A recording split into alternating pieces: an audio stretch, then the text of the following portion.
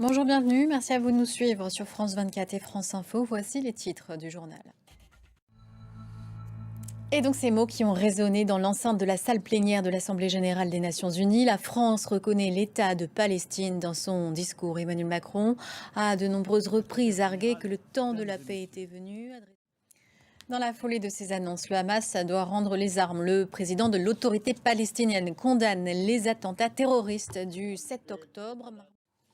Et toujours lié à cette actualité, en Italie, des milliers de personnes ont fait grève et organisé des barrages routiers en faveur de la Palestine, mobilisés en réponse à un appel lancé par les syndicats pour dénoncer la situation à Gaza. Les manifestants réclament des sanctions diplomatiques et économiques contre Israël. On voit ça en images avec Alexandra Kareni.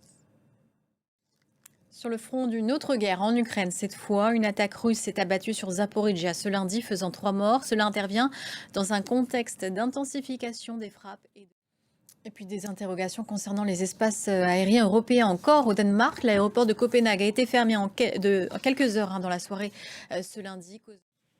Aux États-Unis, Jimmy Kimmel sera de retour à l'antenne mardi soir à la présentation de son Late Night Show.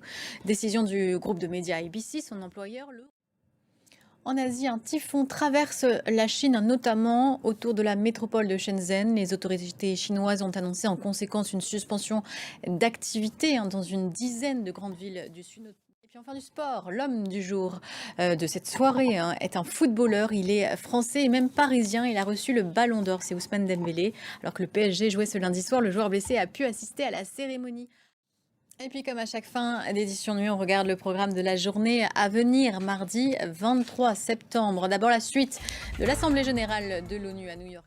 Voilà, vous avez le programme, c'est la fin de ce journal. Merci à vous de l'avoir suivi. Prochain point dans un quart d'heure.